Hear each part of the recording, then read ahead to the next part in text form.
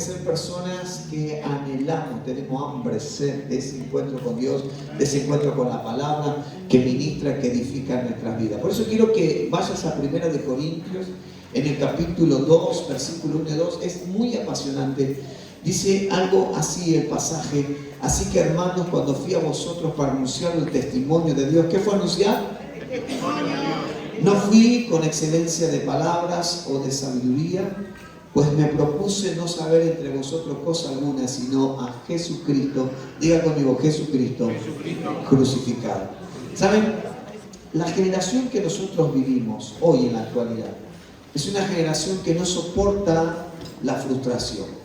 No, le cuesta tolerar la frustración.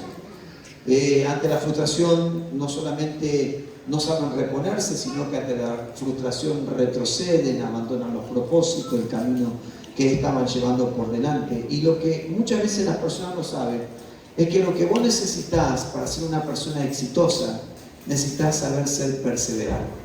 Tenés que aprender a perseverar. Y para perseverar tendrás que aprender a soportar una cuota de frustración. Porque lo que implica es que muchas veces no vas a saber cómo resolver una situación, no sabes cómo salir de un problema. Y lo que muchas veces las personas hacen, ¿no?, es que se rinden ante eso. Los padres, por ejemplo, nosotros los papás, no queremos que nuestros hijos sufran. Entonces trabajamos, nos esforzamos y tratamos de que sacarle o aliviarle la carga, el problema, la frustración que ellos tienen que enfrentar, ¿no? Y muchas veces nosotros como padres decimos: yo no quiero que mis hijos vivan lo que nosotros vivimos, no quiero que mis hijos experimenten lo que tuvieron que experimentar nosotros. ¿Le ha pensado alguna vez así? Sí. ¿Le ha pasado alguna vez una cosa de esa? Y muchas veces la intención es buena, porque es buenísima. Vos decirle que vos querés que tu hijo no sea, o tu hija no se frustre, no tenga problemas, ¿no? Y a veces uno pasa tratando de solucionar o resolver las situaciones y entendiendo que eso nace de un corazón que ama, que nace de un corazón que desea lo mejor.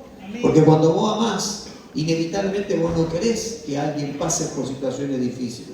Hay un reel, no sé si alguna vez lo vieron, ¿no? Si no me lo acabo de contar, no vas a saber de qué estoy hablando. El reel es un papá, una hija, o una mamá, una hija, un papá, una hija paradito, y hay alguien que le va haciendo preguntas, ¿no? Y va haciendo preguntas. Por ejemplo, si tuviste tu bicicleta antes de los primeros 10 años, da un paso. No sé si lo vieron alguna vez, ¿no? Y cómo, ¿no? Y están hablando, ¿no? Si tuviste que trabajar antes, ¿sí? Y no pudiste estudiar, da un paso. Son preguntas que van haciendo. Y lo que descubren es que ese hijo o esa hija pudo avanzar mucho más, o mejor dicho, tuvo mejor vida que la que tuvo su papá y su mamá. Y eso que nace de un corazón bueno, que uno no desea que su hijo se frustre, a veces terminando no permitiendo que las personas sean formadas para enfrentar el dolor, ¿no? Es más, a veces nos predican un evangelio y nos hablan de un evangelio en el cual te dice: pare de sufrir, ¿no? Y no existe eso. Eso no es real.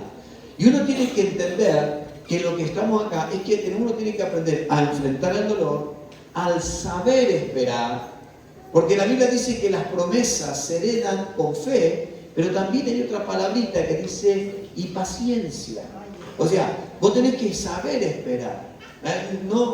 Y la gente, o los hombres, las personas, no saben muchas veces esperar. El sacrificio, el saber esforzarte, que detrás de ese esfuerzo habrá una recompensa, y la disciplina que muchas veces se necesita para conquistar cosas.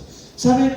Voy a decir algo, y no se ría con lo que le voy a decir, pero yo tengo los mismos músculos que Arnold Schwarzenegger. ¿Cómo te vas a decir?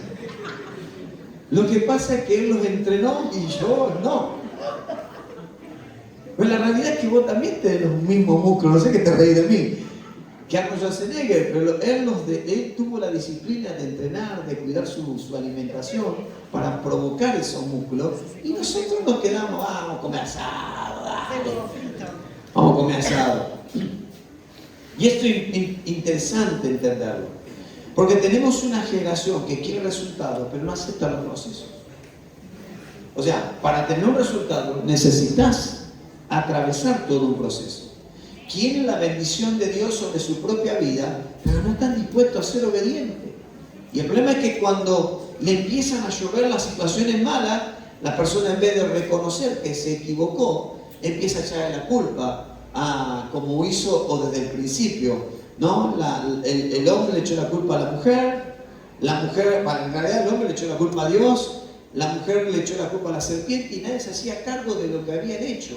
Porque uno tiene que entender que muchas veces la bendición también es consecuencia de la obediencia a Dios. Quieren un propósito, quieren ser usados por Dios, pero no desechan la formación. Y esto uno tiene que entender que nosotros necesitamos ser formados. Hemos visto, por ejemplo, a través de los noticieros, de cómo muchas veces los docentes tienen un maltrato hacia los alumnos y cómo los alumnos también responden y le colmamos la paciencia a esa persona que ya no sabe ni cómo tratarlo. Entonces, dos cosas: o lo dejas hacer lo que vos querés, total no tenés ningún problema, total no te vas a morir de hambre, me gustaría ver tu casa, o sencillamente es una persona que nunca más le dan un interés en eso. Quieren autoridad de Dios, quieren manejar, ser personas de autoridad, pero tienen un problema en el carácter. Y la clave, muchas veces, si uno tiene que entender que Dios en el proceso de trabajar en una persona está formando el carácter. Porque forma el carácter, porque el carácter necesita aprender a soportar las cosas buenas cuando empiezan a venir, pero también tiene que soportar el carácter, tiene que soportar las críticas, los cuestionamientos, las rebeliones. Y si la persona no tiene ese carácter formado, lo que le va a suceder es que va a terminar herido, lastimado, amargado, frustrado en un montón de cosas. Quieren la resurrección, quieren ser personas que caminan en el poder de Dios, pero no están dispuestos a pagar el precio que implica conseguir esas cosas. La salvación es gratis, pero después de ahí, la madurez espiritual, el crecimiento, la sabiduría, el conocimiento de Dios, es algo que se adquiere con el tiempo, pero también de aprender a pagar un precio. Toque lo que tiene al lado, decir, la salvación es gratis, el resto se tiene que aprender a pagar. El problema es que nosotros pensamos que eso pasa afuera, pero en realidad esa gente llega a Cristo y llega con esa mentalidad. Entonces dice: a mí si no me tratan bien, me ofenden, me voy. Si alguien me llama la atención, pego, me voy. Si alguien me exige demasiado, ¿sí?, me voy. El otro día, hace un tiempo atrás, nosotros mandamos una chica que se empezó a congregar un poquitito, los padres vienen a la iglesia, pero ella se empezó a congregar después, se fue a estudiar a otra ciudad. Y en la ciudad, la parte de la iglesia donde fue, tenía y hacían lo que le llamamos escuela de vida, a veces mis primeros pasos, pero ellos, cuando hacen que las personas van estudiando, le toman exámenes. Y ella estaba re enojada porque no le iban a tomar examen en la iglesia. ¿Y por qué en la iglesia me va a tomar examen? De que si aprendí y no aprendí, si sé o no sé. Y le digo: ¿qué te fuiste a hacer a Pico? Ya está a Pico. ¿Qué te fuiste a hacer a Pico? Ah, me fui a estudiar. ¿Qué te fuiste a estudiar? Tal carrera. ¿Y te toman exámenes? Sí, me dice. Y vos te parás al profesor y le decís: a mí no me gusta que me tomen examen, yo no quiero. Si yo vengo acá a estudiar, ¿por qué aceptás que el mundo exija algunas cosas, pero cuando la iglesia te exige, vos no querés esa exigencia? Si le picó, rásquese. Entonces estamos formando una especie de iglesia de cristal. Ustedes saben que en China, si alguien, hoy o acá, en este lugar, se enterara, si estuviéramos en China ahora, ¿no? Si estuviéramos reunidos en este lugar, entraría la policía, todos los que están acá se llevarían presos, los hijos, absolutamente todo. ¿Sabe que eso pasa en Cuba, acá, no tan lejos? Que si alguien está alabando al Señor, yo conozco pastores que los han metido presos y ni siquiera sabían dónde los habían metido. O sea, sencillamente porque llevaron una bolsa de cal y de cemento para agrandar el templo, nada más que por eso. Entonces uno tiene que entender que muchas veces la iglesia donde nosotros estamos viviendo es como una iglesia de cristal. Una iglesia que se rompe fácilmente cuando se confronta. Un discípulo que se ofende cuando recibe la corrección. Y la corrección es amor. La corrección te está ayudando a salir de esa condición de alguien que no te está teniendo lástima, porque vio tu potencial, porque vio que en Cristo sí se puede salir de todas las situaciones adversas para nuestra vida. No estamos hablando de maltratar a las personas, no estamos hablando de ser un ogro, estamos sencillamente de enseñar a la persona que uno tiene que aprender que la corrección te libera. ¿Saben? A mí me gusta un pasaje bíblico, me encanta. El pasaje bíblico de Moisés con Jetro. Me gusta. Moisés dice que se sentaba de muy temprano hasta muy tarde tratando de resolver el problema de la iglesia, entre comillas, era del pueblo. El problema de la iglesia. Y estaba tratando de apagando fuego acá, apagando fuego allá, tratando de resolver situaciones. Jetro vio esto, que era su suegro, y le dice: Moisés, está haciendo mal. Lo que vos estás haciendo te va a matar a vos y va a terminar consumiendo al pueblo. Escuché esto. Y entonces Jetro le dice: te voy a dar un consejo. Habla, consulta con Dios. Pero el consejo dice: pon jefe de 1000, pon jefe de 500, de 100, de 50 y de 10. Que ellos vayan tratando todos los problemas menores, ¿no? Y a medida que vaya el problema siendo más complicado, el jefe que está arriba lo vaya atendiendo. Y solamente a tu propia vida, vos atiendas las cosas que son muy difíciles. Vos dedicate a enseñar la palabra y dedicate solamente a los conflictos muy grandes que no se puedan resolver. ¿Y saben qué fue la respuesta de Moisés? Vos, Jetro, ¿qué te metés? No, esa no fue la respuesta. Escúchame, pero Moisés podía haber dicho: vamos a aclarar las cosas. Yo hablo cara a cara con Dios. ¿Sí? Yo liberé a Israel de la mano de Egipto a través de la plaga. Él podía llegar a haber dicho: yo hacía que el monte temblara y me metía dentro de la gloria. Y ahí, mientras los otros nos animaban, Dios hablaba conmigo. ¿Qué me venís a aconsejar vos? No hizo eso. Tomó el consejo y lo aplicó a su propia vida. ¿Se da cuenta que ahí viene la bendición de Dios?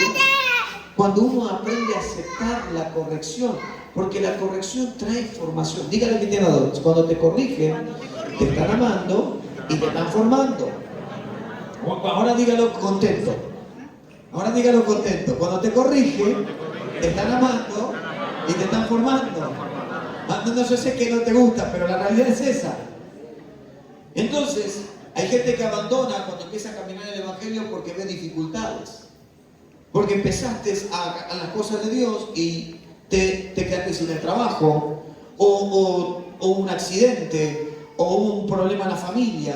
Y las personas, ¿qué es lo que hacen? Automáticamente dicen: no, pero parece que Dios me hizo mal. No es que Dios te hizo mal, es que Dios te quiere mostrar que Él en medio de las dificultades sigue estando, que en medio de los momentos difíciles sigue estando. Si Él te guardó y te protegió cuando estabas lejos, mucho más ahora que sos su hijo o sos su propia hija.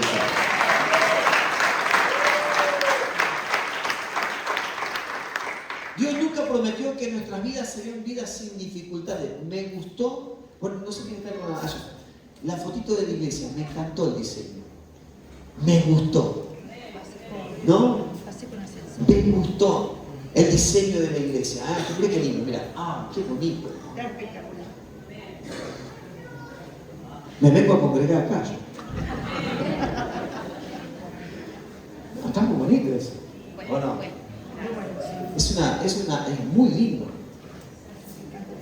Dios nunca prometió que llegar a esto no traería dificultades. Jamás. Dios no dijo: vas a llegar al cielo y te van a partir de ahora son todo camino de rosa. El salmista dijo: si aceptas la rosa tendrás que aprender a convivir con las espinas. Entonces, ¿qué te queda? ¿Qué salmista dijo eso?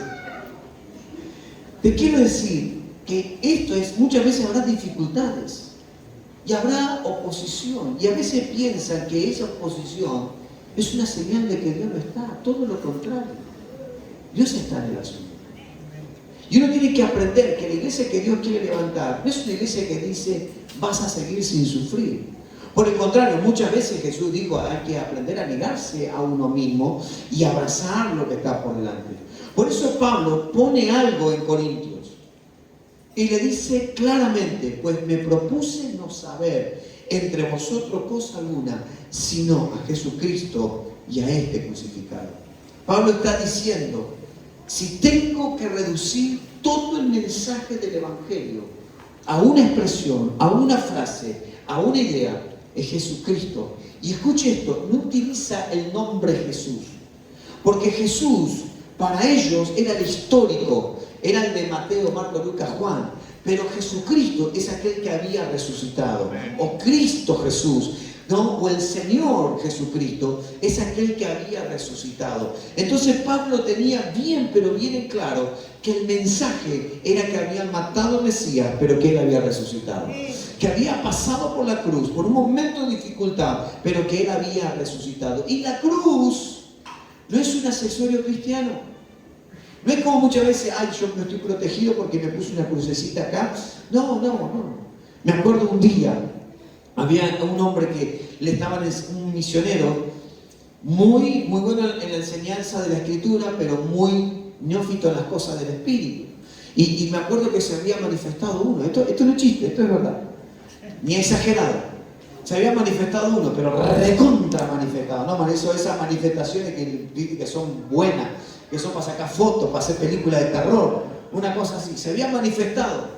Y claro, cuando lo agarramos y que empezamos, se asustó, le agarró una cosita así como, se asustó, se fue afuera y al rato vuelve, y vuelve con 2 palos cruzados, atados haciendo una cruz, esto en serio, y le reía así, le digo, miró mucho en el exorcista, le digo, y si querés hacerla de hierro, porque le va a doler más si se lo damos por la cabeza.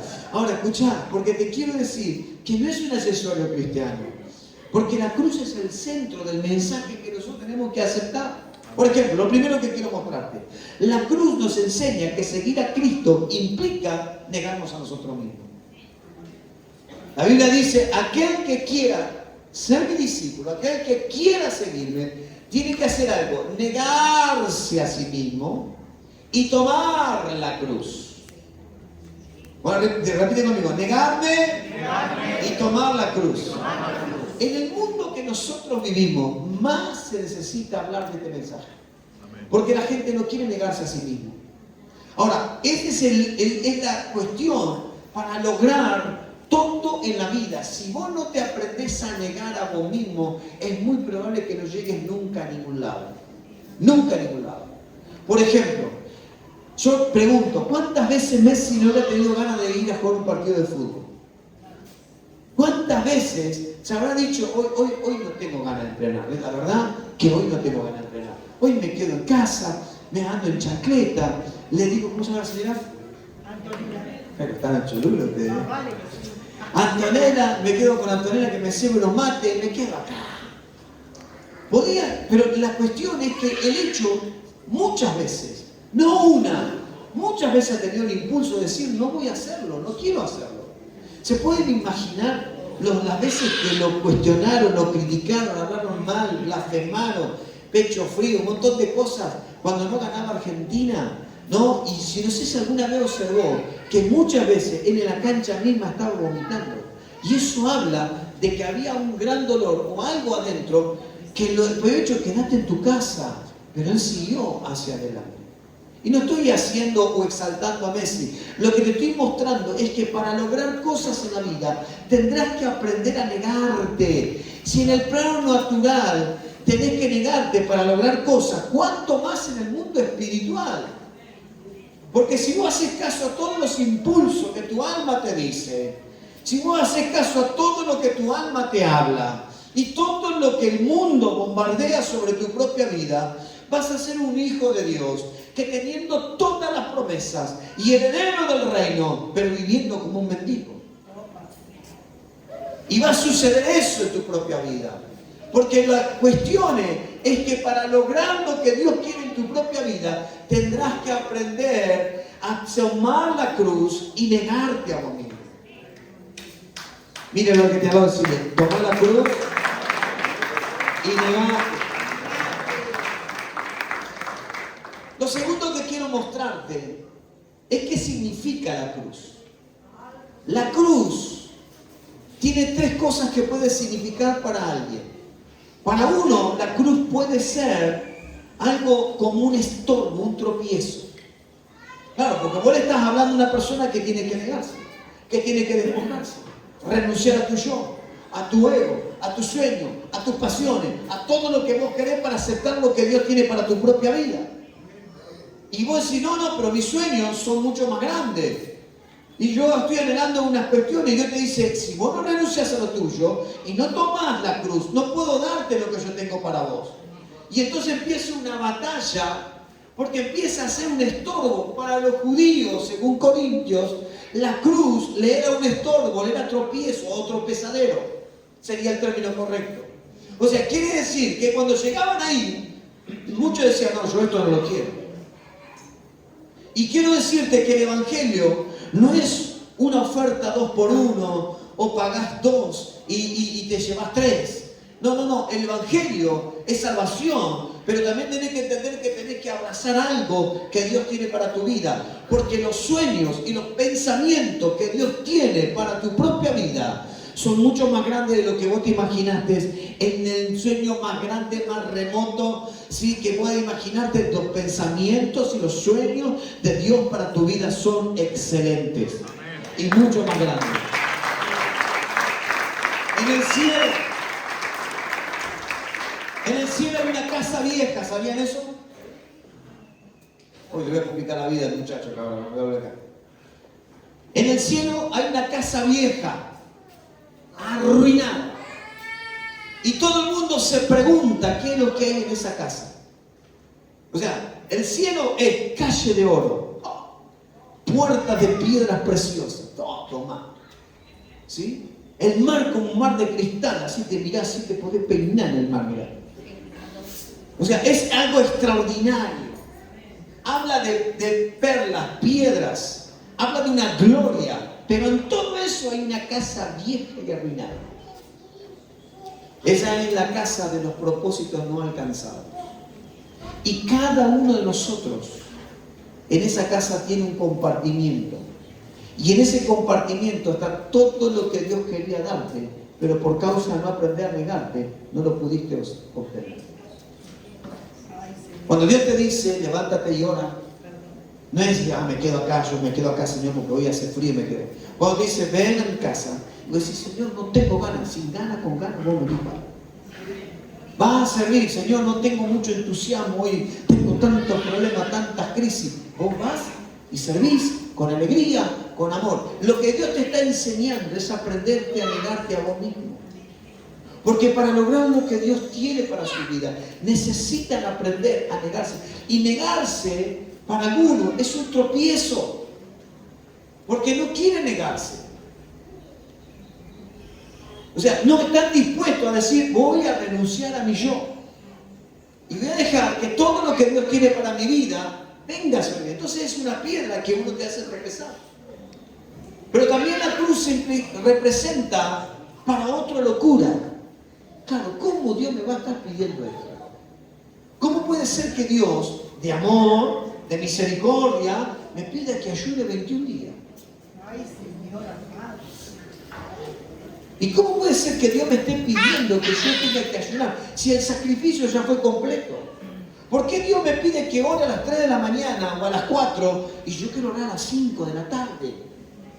O a las 12, algunos se levantarán a esa hora. O sea, ¿por qué Dios me está pidiendo eso? Por eso para algunos es locura. ¿Por qué locura?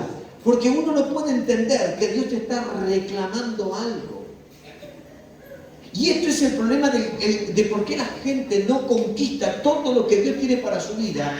Porque cuando empieza Dios a pedirle algo, automáticamente tu propia vida te dice, eso no puede ser, no puede venir de Dios. Eso no puede venir de Dios. Eso no puede venir de Dios. Porque lo que Dios quiere, y mírelo al que te ha dado el silencio, te voy a profetizar algo en esta noche. Vamos, míralo, te voy a profetizar algo en esta noche. Miralo, te voy a profetizar algo. Dios te va a matar. O por lo menos te quiere matar. Esto es la realidad. Mire, síganme. Moisés, 40 años en el desierto. Un día de una zarza que ardía. Y claro, no se consumía. Y el tipo fue curioso. Entonces se acercó a la zarza. Y cuando iba llegando a la zarza, Dios le dice, quítate el calzado de tus pies, porque el lugar estás pisando el lugar santo. Imagínense que una voz le sale de la zarza. Imagínense que va a prender la cocina y la cocina te empieza a hablar. Esto sería más o menos una cosa así. Imagínate que un día venía a tu casa y no tenés perrito, una cosa y te dice, hola, anda medio flojo el espíritu, te dice. Anda medio carnal, te diga el gatito, el loro. El loro es entendible, pero lo del perrito. Entonces le hablaba la zarza. Y el tipo se saca los zapatos, Dios le muestra, le pone la mano leprosa, se la vuelve a sanar, le tira el palo, sale una suegra dando vueltas por ahí, no. Y agarró el palo y se volvió a convertir. No, vio todas esas cosas. Y Dios le dice, ve a liberar a Israel. Y Moisés le decía, pero ¿qué le voy a decir? ¿Cómo voy a hacer? Y empieza a discutir con Dios. Ve, Moisés, a liberar a Israel. Yo voy a estar contigo. Voy a endurecer el corazón de Faraón, pero voy a traer libertad. Y Moisés se convenció que Dios lo estaba llamando. ¿Y qué es lo que hace Moisés? Sale camino con su esposa y sus hijos. Y la Biblia dice que en ese camino se le aparece Dios y los quiere matar. Así dice la Biblia. Que la mujer se dio cuenta y lo circuncidó a él y a los dos hijos. ¿Saben qué fue lo que pasó? ¿Cómo puede ser que Dios lo llama para liberar y después lo quiere matar? Porque Moisés no puede ser usado por mí mientras vos lo quieras hacer en tu propia fuerza.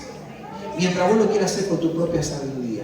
Mientras vos lo quieras hacer con tus propios recursos. Todo siempre ha venido de mí hacia mí. Amén. Entonces, por eso la cruz es locura. Por eso la cruz es tropiezo para algunos. Pero para nosotros, lo que creemos, la cruz es poder de Dios. Amén.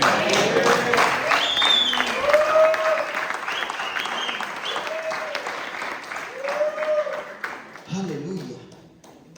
Jesús soportó la cruz porque vio lo que sucedería. ¿Saben qué es lo que suele pasar cuando uno enfrenta un momento difícil? No puede ver más allá del dolor que está pasando. La persona cuando enfrenta una crisis no puede ver más allá de la propia crisis.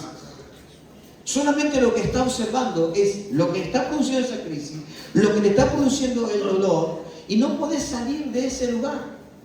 Entonces la persona solamente se empieza su mente a embotar y no entender que el desierto es pasajero, que el horno de fuego es pasajero, que el pozo de león es pasajero, que la persecución de los enemigos es pasajero, porque solamente ve eso que está pasando en ese momento. Y entonces, ¿qué es lo que hace él o qué es lo que hace ella? Comienza a sentir la frustración y el dolor. Pero si solamente mirás la cruz, vas a querer bajarte de ella. Si solamente vos estás mirando la cruz, el pastor me está hablando de que tengo que renunciar a mi yo. Me está hablando que tengo que morir a mí mismo. Claro, nadie quiere morir a sí mismo. Nadie quiere renunciar a su yo. Nadie quiere renunciar, ¿sí?, a algo que le es cómodo. Porque nosotros estamos cómodos donde estamos. Pero al entender esto, que para avanzar tendrás que aprender a dejar cosas. Que para lograr lo que Dios tiene para tu propia vida, va a necesitar una gran cuota de abrazar la cruz y de seguir al Señor. De que para lo que el próximo que viene, van a tener que aprender a renunciar a su yo y tomar todo lo que Dios tiene para su propia vida.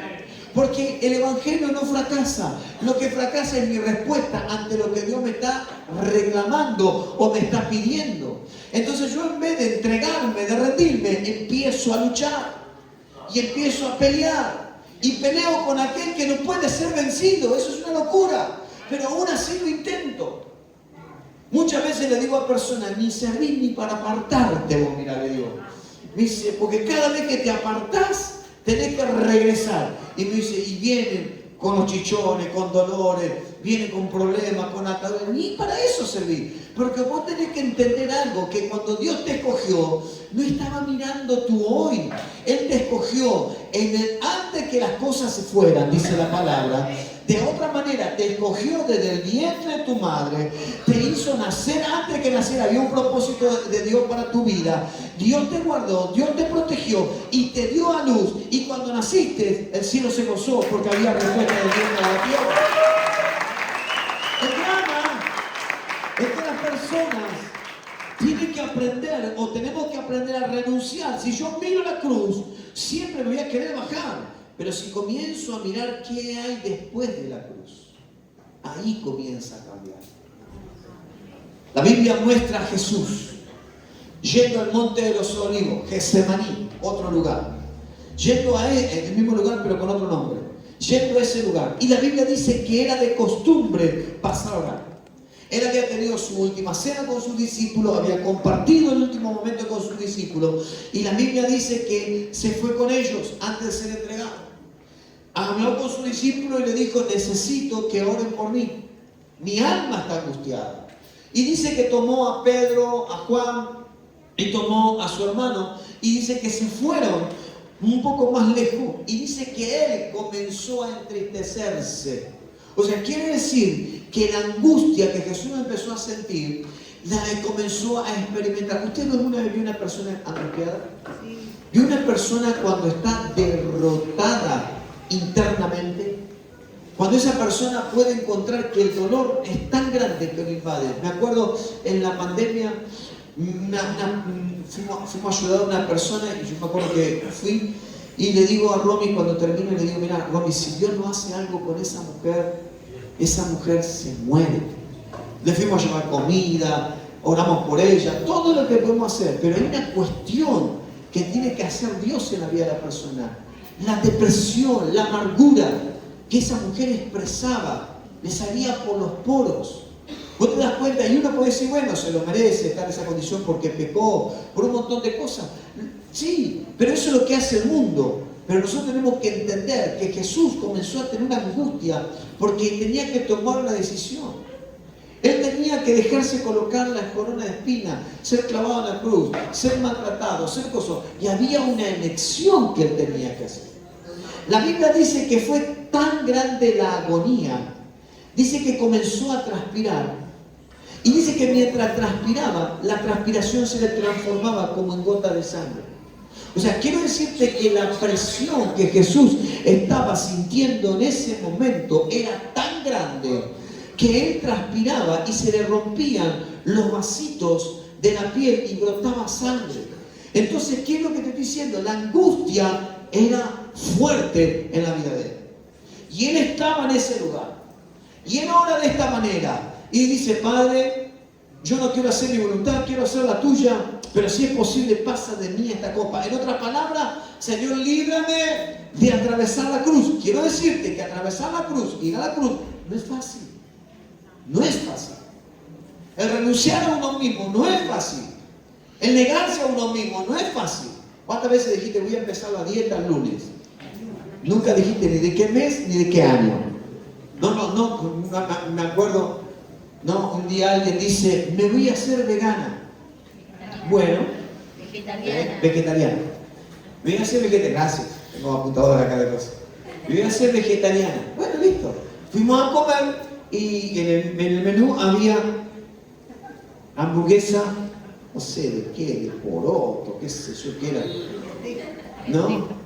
Le digo, bueno, una triple, una doble, así fuimos viendo, y a ella traerle una hamburguesa de poroto esa que tengo. Me dice: yo no quiero eso, me dice. Pero perdón, ¿no dijiste que iba a ser vegetariana?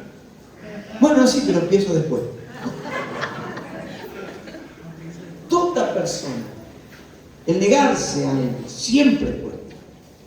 Que tenés que entender es encontrar esas fuerzas que te van a ayudar a permanecer. Y aquí hay un secreto.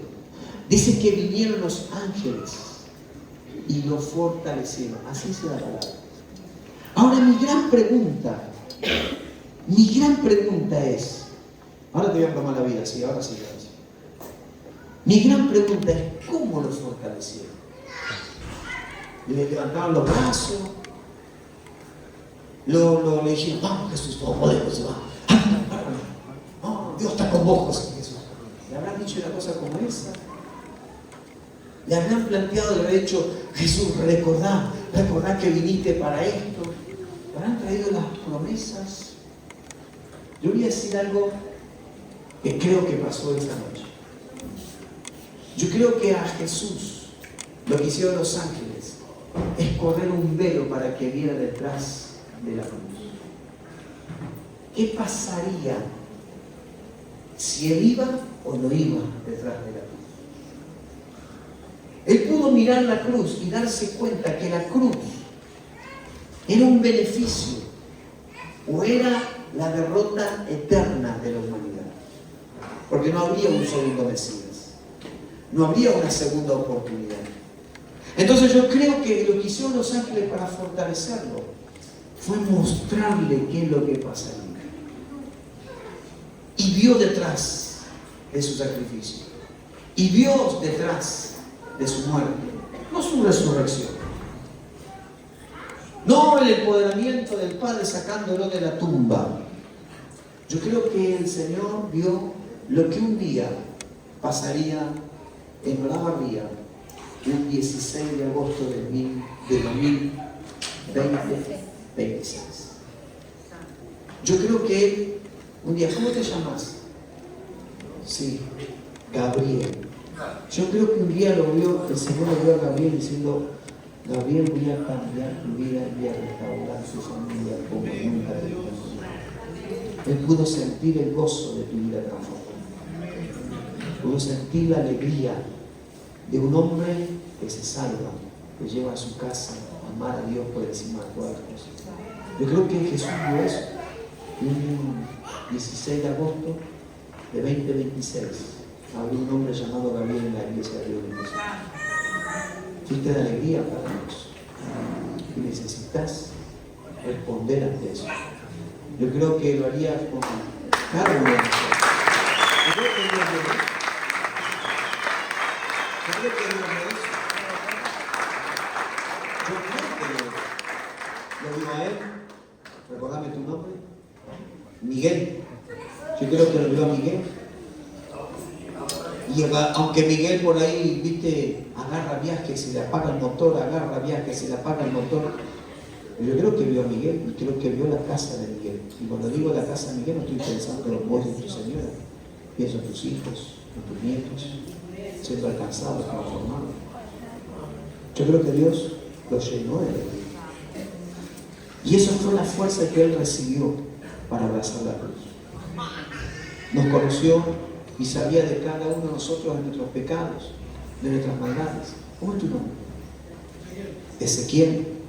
Lo vio Ezequiel siendo cambiado. Que tu cultura sea una cultura de reino. Que Dios esté por encima de todas las cosas. Yo creo que eso fue la fortaleza que él recibió. Para mí, creo que el Señor hizo lo que los ángeles hicieron fue correr una cortina para que pudiera espiar detrás de esa cortina. ¿Qué es lo que va a pasar? Y en ese gozo y en esa fortaleza estaba tu vida. Yo no conozco al pastor Fabián vamos a decir, no chiquito, porque no lo conocimos, estaba en Entre Ríos, pero desde muy joven. Y sé la obra que Dios ha hecho en la vida de él, en la vida de Marcela. Conozco. Entonces, esa es la fortaleza. Vos no vas a poder abrazar la cruz, al menos que puedas mirar detrás de ella y ver qué es lo que vas a encontrar detrás de eso. Cuando Dios te pide que entregues algo, no está pidiendo para que empobrecerte o para arruinarte, está para entregarte algo mejor. Ana lo experimentó de esa manera. No podía tener hijos, Penina la burlaba, se reía de ella, siempre estaba tomando el pelo. Y Ana un día oró. El sumo sacerdote le dijo: estás borracha, mujer, no tenés vergüenza. No tenés vergüenza de cómo venís a la casa del Señor. Y dice que actuaba de esa forma, de esa manera. Y escuche esto, escuche esto. Y dice que lo que pasó fue esto. Lo que sucedió fue esto. Que le dijo: si vos me lo das, le dijo, yo te lo voy a entregar para vos. Ana estaba pidiendo un hijo. Dios entregó un profeta y sacerdote. Amén. Y saben, cuando vos entregás algo a Dios, Dios siempre te dará algo mucho mayor. Si uno no está dispuesto a renunciar a sus propios sueños, que son buenos, pero los de Dios son mejores. Son mucho mejores. Quiero invitarte a que te pongas de pie en esta hermosa